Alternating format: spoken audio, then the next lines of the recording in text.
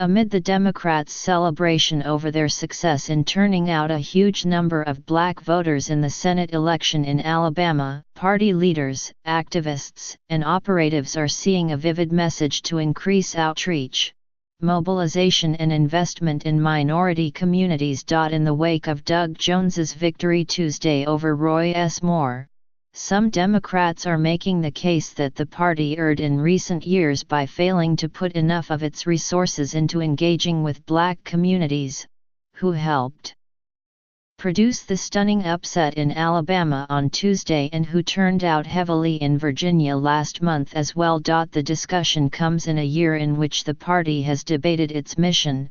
Should it focus on luring the white working-class voters who found appeal in President Trump? Or should it look to solidify the diverse crop of voters who have been most loyal? For now, it seems, the message that has made its way up the party ladder is that the path to victory is through energizing minority communities. It's undeniable that over the course of a number of years, the Democratic Party fell short in our outreach and engagement in communities of color, said Tom Perez, the chairman of the Democratic National Committee. We, frankly, all too frequently took them for granted. We've really worked hard to make sure we're mobilizing with people who know the various communities. That is a really important part of what we're doing. Many people have long felt that Democrats come around during election time asking for their votes, but then do not fight for the issues that matter most to them, several political operatives said. They have also expressed concern that Democratic spending on minority communities was not commensurate with the loyalty that they show to the party. An analysis 3 years ago found that 98% of the money the major Democratic committees spent on consultants went to those who were white. The 8 Democratic organizations with budgets of at least $30 million last year all had white leaders, according to Steve Phillips, an activist and fundraiser.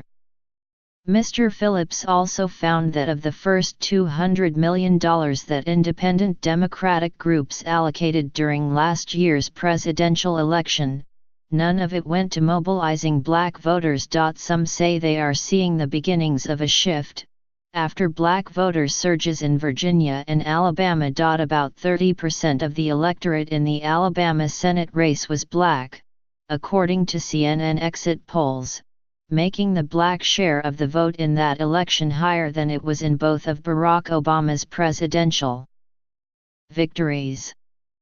Mr. Jones won 98% of the votes among black women and 93% among black men. I think the writing is on the wall about what the path forward is for progressive politics in this country, and the path forward is through communities of color and women, said Adrienne Shropshire, the executive director of Black PAC, which engages black communities politically.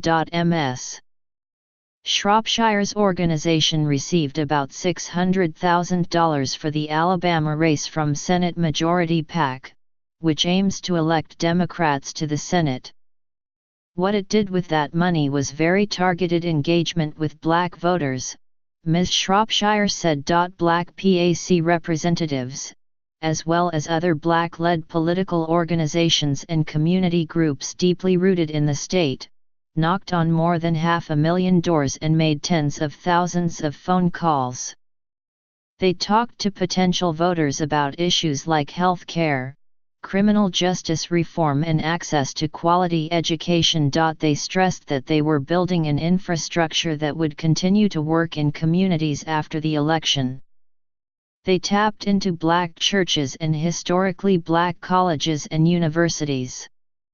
And the efforts extended statewide from the bustling cities to struggling rural communities. All this organizing occurred as many on the left bitterly denounced the hurdles that they say Alabama put in place that make it more difficult for minorities to vote, including a voter ID law and the closing of driver's license offices in predominantly black parts of the state. All told, the Senate Majority PAC spent $6 million on the Alabama race, $2 million of it on turnout, said Chris Hayden, the organization's communications director. It was a departure from the traditional role of super PACs, which spend primarily on advertising.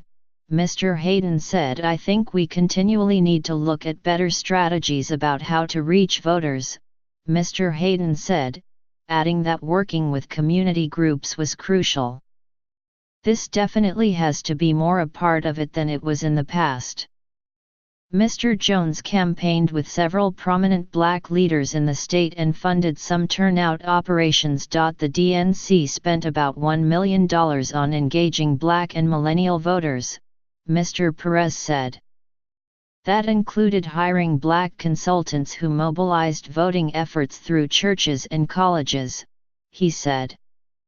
The committee also sent dozens of volunteers to help in Alabama and sent text messages to almost every eligible black voter in the state who had a cell phone, he said. Still, several black political operatives who worked in Alabama independent of the Jones campaign and the party said the establishment failed to fully tap into the power of grassroots organizing. Letitia Brown, a co-founder of the Black Voters Matter Fund, said the party and the campaign did not understand the power of existing community and political organizations, and as a result, did not seem to engage groups that were the most deeply embedded in Alabama's black communities. That led to some questionable messaging, said Ms. Brown, whose organization spent about $200,000 to help organize on-the-ground mobilization efforts. In one instance, the Jones campaign mailed out a flyer that featured a picture of a black man twisting his face into a skeptical,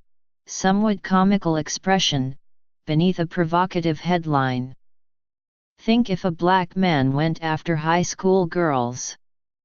Anyone would try to make him a senator." On the back, it detailed sexual assault allegations against Mr. Moore and implored voters to stand up against these kinds of double standards. It did not recognize that in the context of the South, that when black men were accused of those kinds of things, not only would you not win office, in some circumstances they were lynched, Ms. Brown said. "I don't know a single black person in my circle that was not offended by that piece." The elections in Virginia and Alabama have proven that it is possible for Democrats to focus on white and minority voters without alienating either, said Zach McCrary, a Democratic pollster based in Alabama. "Technology, for one, makes it possible to target specific populations with particular messages through email, text messages, and phone calls. The party can also speak to universal issues," he said. "I would suggest that jobs, health care, education are at the top of the list for any subgroup," Mr. McCrary said.